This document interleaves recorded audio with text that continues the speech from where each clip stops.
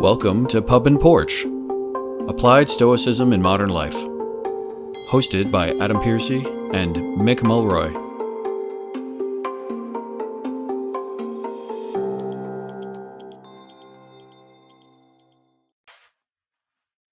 Welcome back to Pub and Porch, Applied Stoicism with myself, Adam Piercy, and my co-host, Mick Mulroy.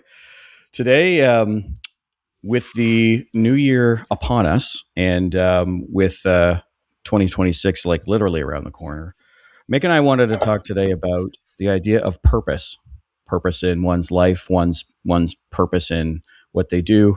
And it seemed like a fitting time to do this because especially when the new year is upon us, we're always in a time where people are thinking about what to do next or what's coming up for us. So, yeah, why don't I pass this over to you, Mick? And I'd love to hear your initial take on this. Yeah, so greetings, everybody, from the snowy mountains of Montana. My little town of Whitefish is looking like it's right out of a Hallmark movie, with the decorations and snow and the mountains behind it. It's awesome. But yes, we are upon the new year, and a lot of people, I think, spend time figuring out what do I need to do next year, right? So it's a time to reflect on how things went and kind of plan for what's to come. And sometimes it's a challenge because they either had a difficult time last year or they just don't have a feeling of motivation for the New Year's. And I think one of those motivations that is so key to life, in fact, people always ask or even joke about, like, what's the meaning of life? Well, it's a simple answer to me.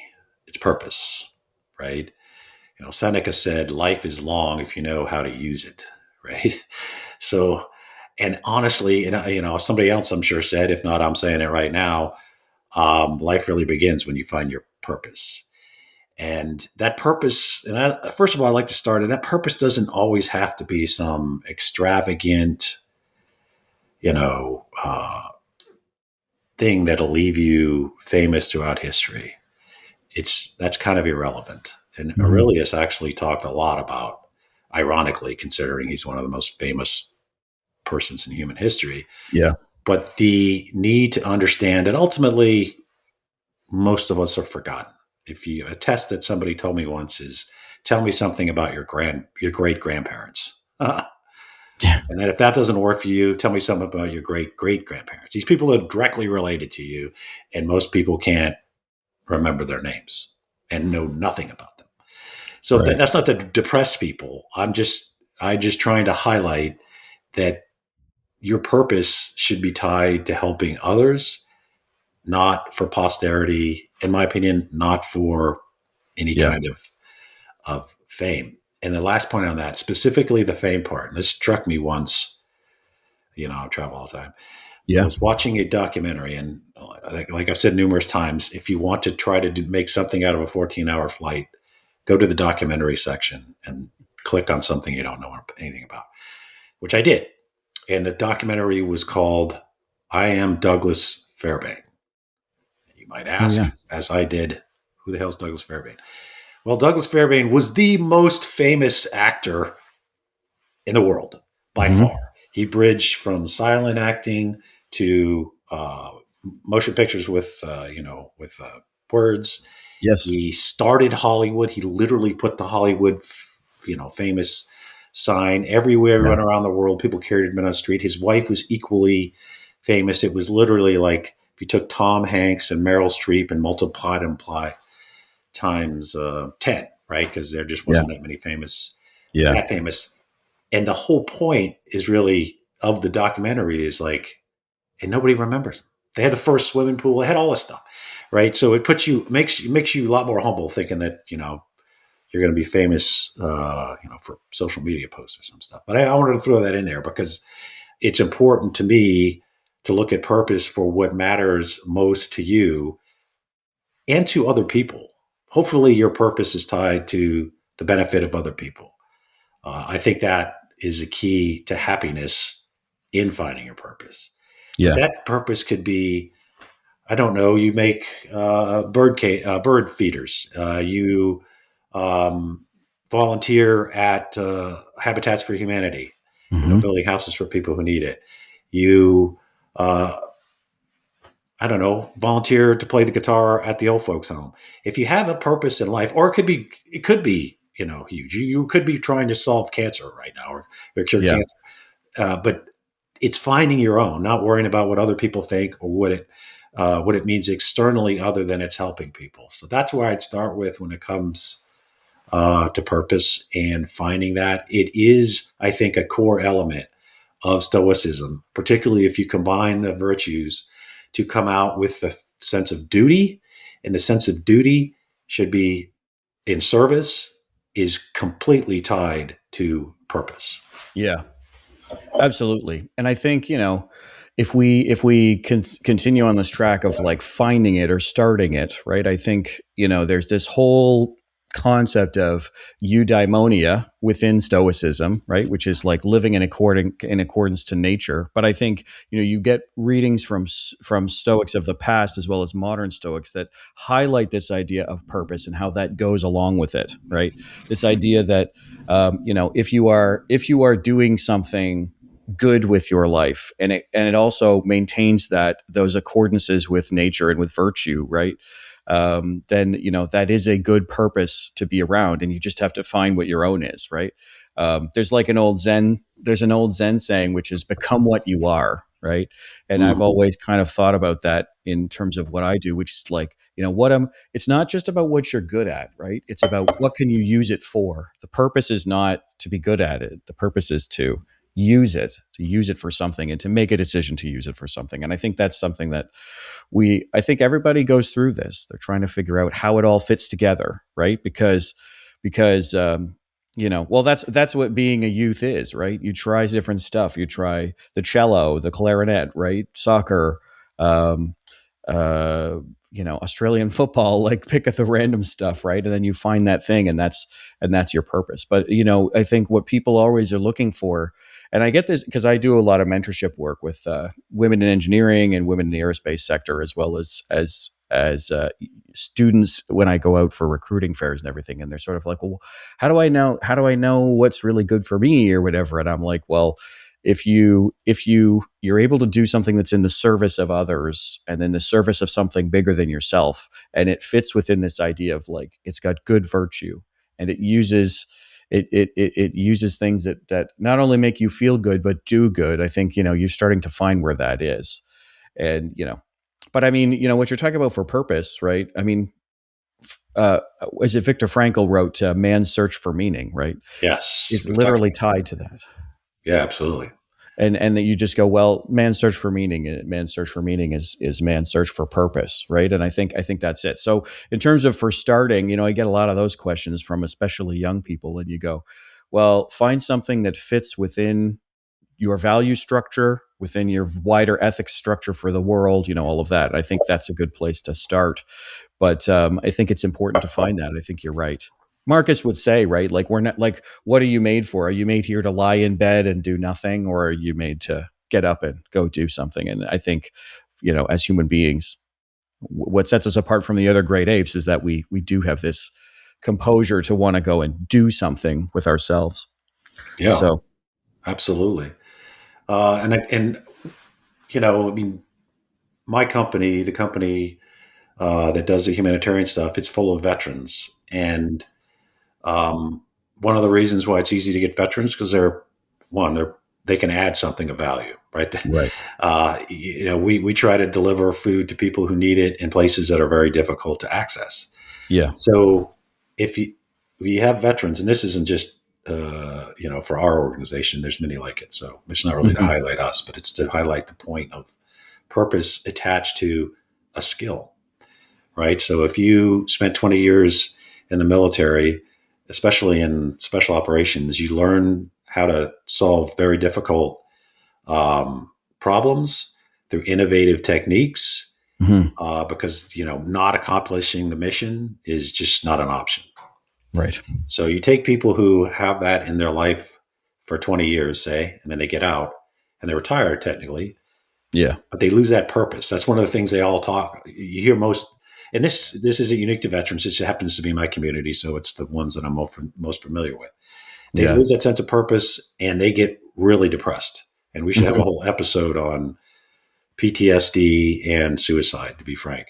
Sure. Um, but the Totally. ones that find the purpose don't have those problems, Hmm. right? So they, in the case of our company, we hire them. We say, okay, for example, we're trying to get food to people who are cut off by conflict or environmental factors like rivers and have overflown in the rainy season in Eastern Africa, for example. And Yeah. they come to us and say, if you don't get them food, then we're going to have a lot of people, including children, that are going to likely perish. Right. So you take a skill that you had, in this case, how to airdrop things, right, Yeah. in bulk, and now Yeah. you have a purpose for sure. I mean, helping starving children. I mean, there's not much more of a human purpose than that. And plus, they have a skill that can actually do something about it. So that's the point I'm trying to make is if you are trying to find your purpose, also look at your skills. Like, where can you be the most value added? And I just saw this with another vet organization. It's called Team Rubicon, where they took even homeless veterans and said, okay, do you want to help other homeless veterans? Right? They said, Right. Right. how am I going to do that? They said, well, what did you do in the service? And they said, well, I was an ABCB. Oh, so you're basically know how to do construction. You're an engineer. You do, yeah, great. You're actually, it's not just to give you a purpose. It's actually to add to the effort. Right. So when they refurbish, old hotels to make them veteran homes and stuff like that, they're doing it sometimes with people who are homeless themselves. But Yeah. talk about flourishing. They go from a shell of a man to an upstanding Mm. member of society. Right. So finding that purpose, especially if you can attach it to a skill or something that you bring to the table that's unique to you, I think is really key to this whole conversation. And it can Yeah. change over time, right? You could be a person, like yourself. You're working on this hugely important manned space travel to another, potentially another planet, and Yeah. then potentially another solar Yeah. system one day, right? I mean, it's super duper fascinating. But when you're done with that, you might lose your sense of purpose unless you find something else. Like, what could you do? Well, you Yeah. could teach, you could do this, you could do that, or you could do something entirely different that's not even attached to you. But Yeah. one of the things that I would suggest you and anybody, myself included, is look for that purpose that you love that you can really contribute. Yeah. And oftentimes that's to figure out like what skill did you have throughout life that would really be beneficial to others. Yeah. And a lot of time that's going to deal with the next generation, which I think we all Yeah. have a it's not just it's a duty to Mhm. help shape positively and support the next generation. Whether you have kids, you don't have kids, is somewhat irrelevant Yeah. to me. I think that duty is also tied to whatever your purpose is in life.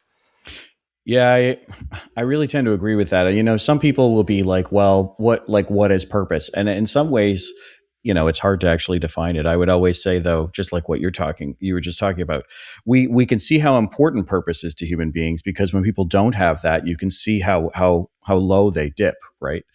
It in some ways, like, so it's weird to say it this way, but it's like, why is purpose important? It's like, because when you don't have it, it's worse, right? But yeah, you were talking about my industry. My industry is an interesting one because working in innovation tech for a long time before I joined the space program, I had a lot of people where they worked at. So I'll take a step back quickly. My career has been super super interesting because my last big job in school, because I worked in the innovation department at the college I went to, was working in a hand washing study and tracking of hand washing and sanitization practice, excuse me, at a hospital here in the city, and it was meant to help track things that eventually would have been used to help track stuff for COVID, for example. And then later on, I got into green energy. I was working in solar panels, and then later on after that, I was getting into I was my biggest company before the space program. I spent a huge chunk of time working in neurosurgical robotics, and it was like that thing where you kind of start to go, wow, like my technology is being used to save people's lives, and it's a huge, like, it's this big world thing, and it kind of throws everybody. And then when that company had some challenges, people were no longer working there, right? And sometimes not because of their own choice. And so what happened was, I had many conversations with people where they were like, I don't know that I'm going to get any better than that, because like we were saving lives. And you go, yeah, I understand that part of it. I've been very lucky that I've been on an upward trajectory, and I went from there to working in biometrics, and then I started working in where I work in now. And when I started where I work now, I was working in nuclear energy, and you were like, okay, well, we're powering people's homes. Like, this is still purpose, right? And then I went into the space program, and it was, like what I do now. My first thing in space program was sort of like a science project for the ISS. But what I do now in the Gateway program, the new lunar space station, is one where it is the next phase of human exploration of at least the lunar surface. And you kind of are just like, it feels like Star Trek, right? And I don't really want to talk about that part of it, but it's like, what I think people need to remember, right, is, and it's funny me saying this, but when talking to my friends who used to work in the neurosurgical space and then, had to change, and they went working in high finance or something and lost that feeling of purpose. My stance for them was always like, well, it's easy to wrap purpose into these it's easy to wrap purpose into these huge boxes, right? That it's like, I am saving the world. I am saving the environment. I am saving people's lives. And yes, it's easy for me to just sound dismissive to that. But I think what's important is that purpose is something that can be small or big. And I always try to remind people of that. Like, I have people like there are people at my office who, like, not everybody in this let me put it this way. Not everybody in the space program is Gene Kranz running mission control, or is Apollo 11's commander Neil Armstrong landing the lander. Not everybody is that person, but they have a piece of that. And their purpose to do that really well for themselves, for their coworkers. If you're a manager and your purpose is to do well for your team, and that's what I do. I'm a leader, and I know you have led in the past, or maybe you lead now as well. And so there are purposes all over the place, and I would urge people to remember that, because a lot of people struggle with it and finding purpose. Like, some people's, like, there's someone I know that my family knows out in the east side of the city here, where my guess is that his big purpose thing is that he's the Meals on Wheels driver. Mm-hmm. Right. And it's like, okay, well, that's like, there's nothing wrong with that. It seems tiny, it seems minuscule, but in reality, for those people who you are serving, that is their everything. That's probably their biggest part of their day, is when you show up. Right. Mm-hmm. And, I think I think the message I would always want to tell people, because it's easy. So many people, they're like, oh my God, your job must be amazing and all this stuff. And I'm like, it is really cool. But at the same time, it can suck sometimes, just like anybody's job. Yeah. But I think it's important to not to, like, people think of purpose as something as like, you want to be Luke Skywalker, you want to be, the chosen one. And but the thing is I'm not the chosen one. No, find the purpose that is in your life that you can do right now, that again matches those values and ethics. But it is tough when people lose purpose. I don't want to dismiss that. It's very tough. I've seen it with my friends, and it's really hard. But then they find a purpose instead of, one of them's working on a project which is like an open source coding thing where they're teaching people how to use AI, and one of them's writing a book on something new and everything. And you go, okay, well, see, there's something you can always find. It's not going to be the same every day, but it's something that's there. And finding out what that is, I think it is like you and I are talking about. It is pivotal to somebody's further development. Some people, their purpose is to find Stoicism right now. That's what I would say, interestingly enough. Yeah, so hopefully we're helping out with that.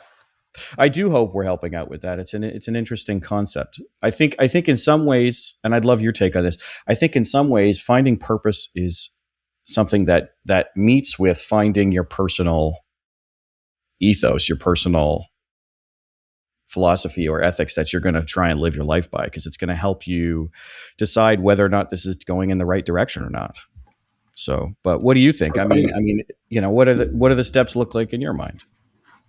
Well, it's interesting because you're going through some of the things in your career, and the story I had today, although we didn't coordinate that, It's closely related to one. But I'll Sure. start it with a quote from our favorite Roman emperor. A man's Yeah. true delight is to do the things he was made to do. Yes. Right. So that is finding your purpose. I think that's, but also, of course, and I think he meant it collectively. Yeah. Same with women. So my story today is about a 17-year-old girl, right? 17, um, who lived in the mid 1800s.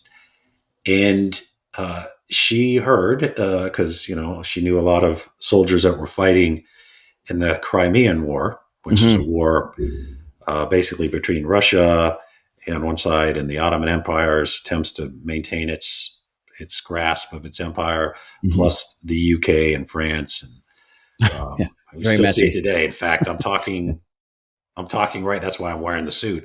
I'm talking about Ukraine going to President Zelensky going to visit President Trump in Mar-a-Lago.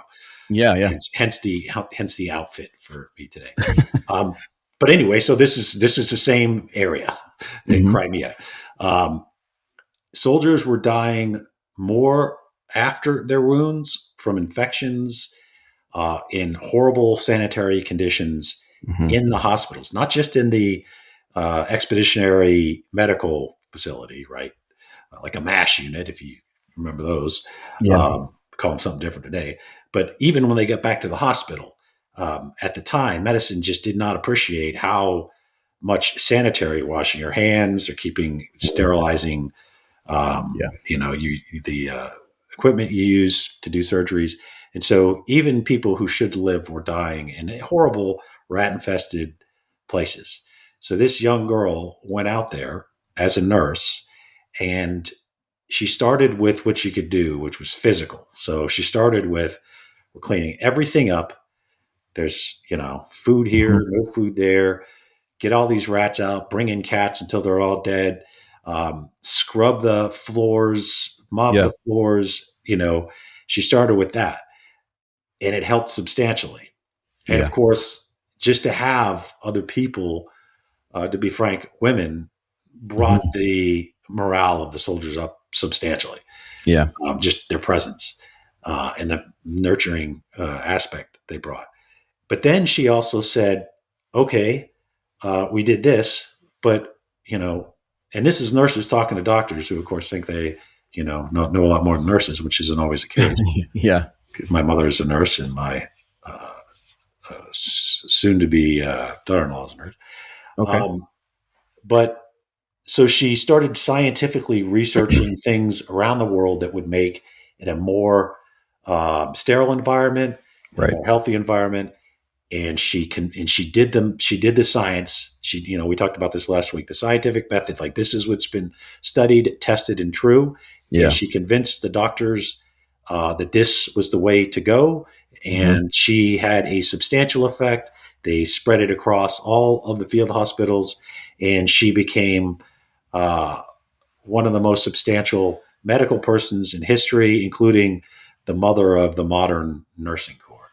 So, in Right. case you don't know who I'm talking about, it is Florence Nightingale. Yeah. And I had a quote from her I tried to maintain so I don't screw up That's okay. script. Yes.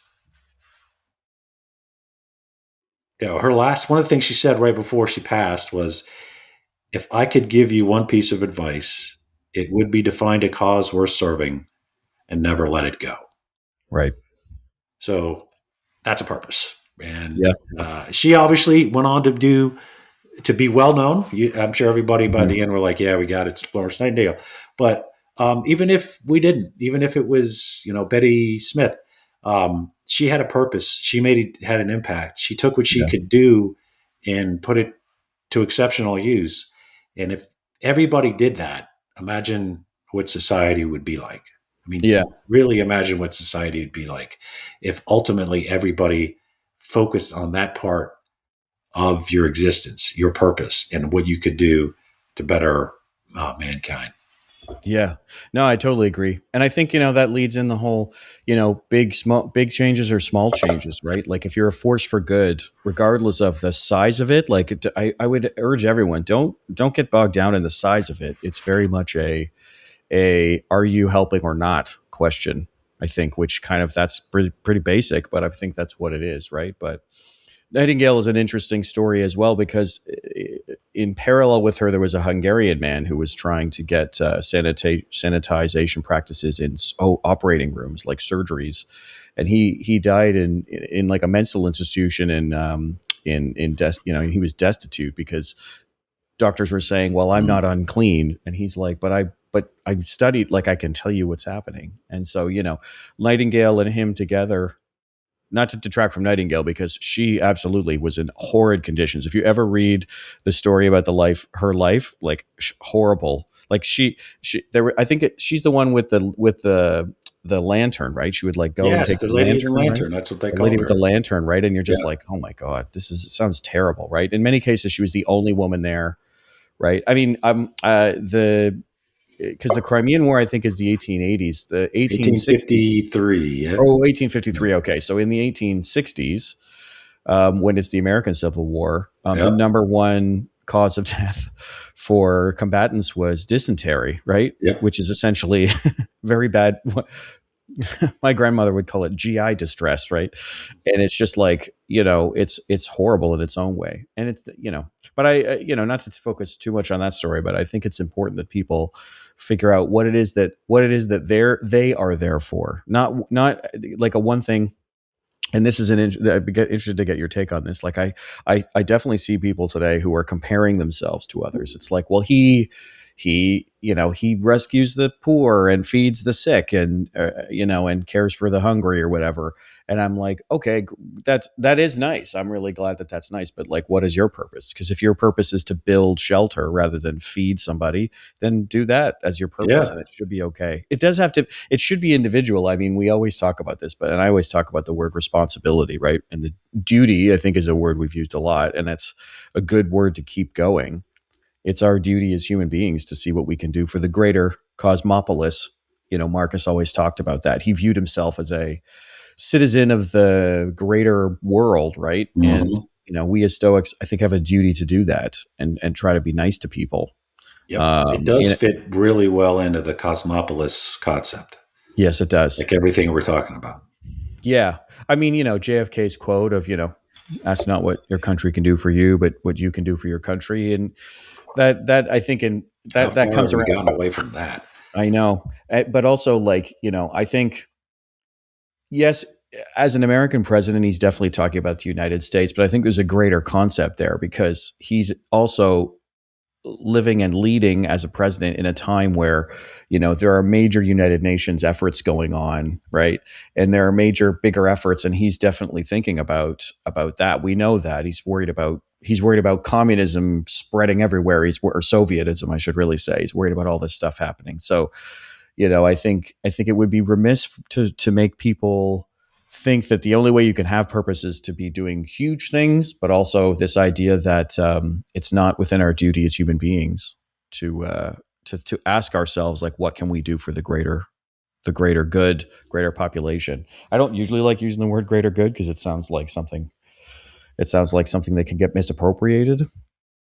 Hmm. But yeah, I think that's a question we all have to ask. So We do. And to your point on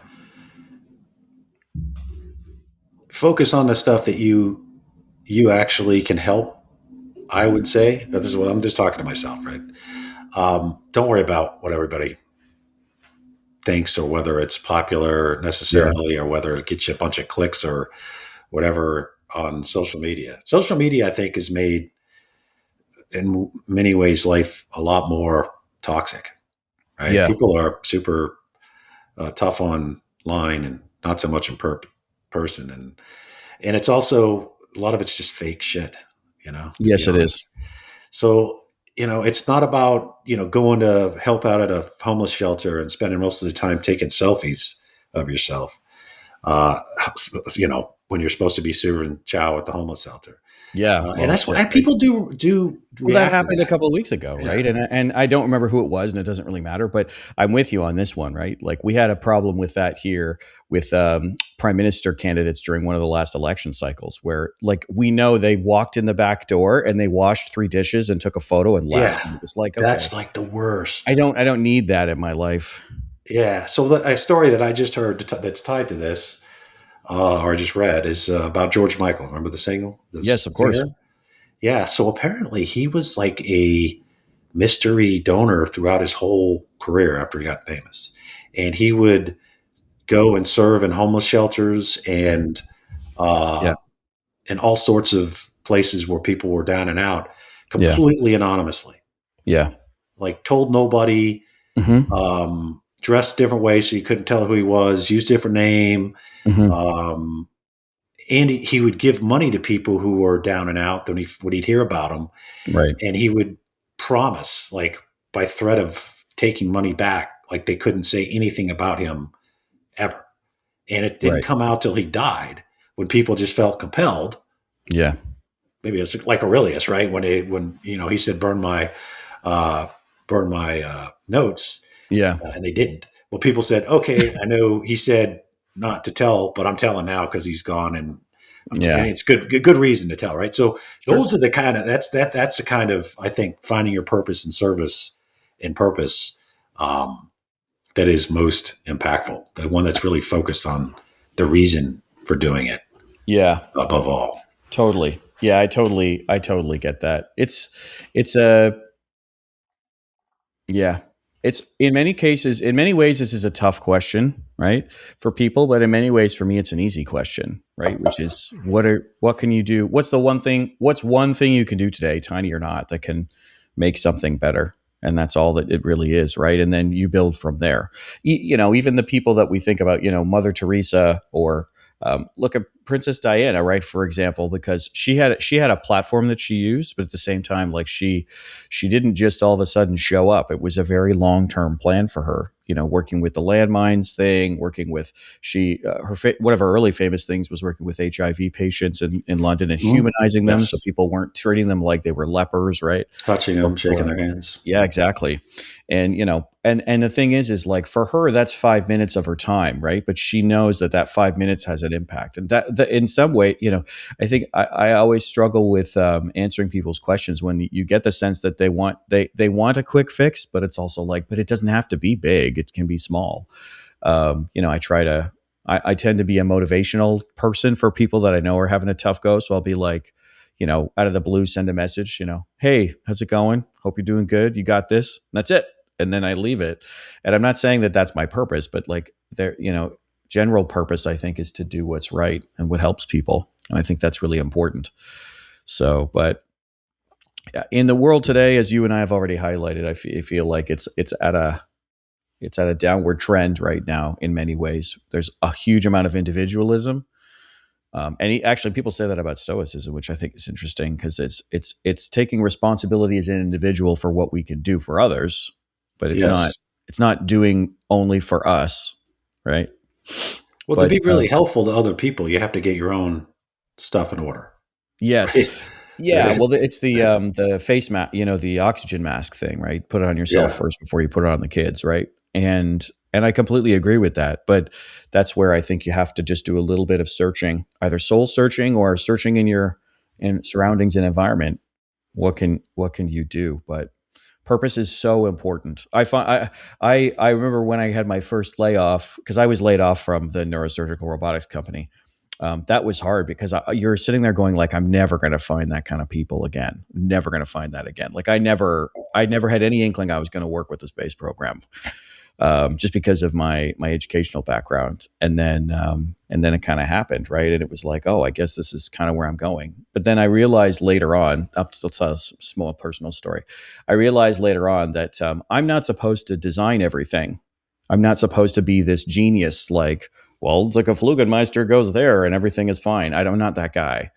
I realized later on that I was the one who checked in on everything. Working in safety, you never design anything, you just check everything. Hmm. I realized I'm a really good checker, and I ask good questions. And it was easy for me to think that that was my purpose. But then someone came to my desk crying one day. I won't talk any details, but somebody came to my desk crying one day because of something that was occurring at the office. And I realized that I guess my purpose at the time was to be a safe space for somebody. And that day I spent like 3 hours with this person, and I had to take them to talk to a management person and everything. And it was really funny because I said to myself, I guess that was my purpose today, was just to Sure. be there for that person. And I'm sure in your position you've had times where you've been there where all you've done has been the support person for somebody, but that's been the biggest pillar of their day, to hold them up while Mhm. they go through something tough. But Yeah. I don't know. And that was a good purpose, indeed. I think so. I think so. But it's an odd feeling sometimes, because again, I think you and I both doing such big things in our work, it feels like that's the focus, when in reality it can be something tiny. My quote to close today will be the quote from people remember it from Schindler's List, but it's an old Jewish adage, which is he who saves one man saves the world entire. And I think it was important to Viktor Frankl. So Yeah, I would say that's something I've always thought about. exactly. And another famous quote from Frankl and Nietzsche, essentially the same. It means once you find your purpose, you can endure almost anything, right? Hmm. So that's what I'd end with: is spend time finding your purpose, Yeah. because it is essentially the meaning of life. And if you have another meaning, love to hear it and we'll talk about it. But I think it's it. Absolutely. Okay, well, we should wrap up there, though, for timing. You and I both have to get on to our days. But for anybody out there, we'd love to hear from you. What's been your experience finding your purpose? What's your ideas about ways to do it? Love to hear from the audience. And I hope that as we enter into the new year, everybody has a happy new year and a good start to 2026.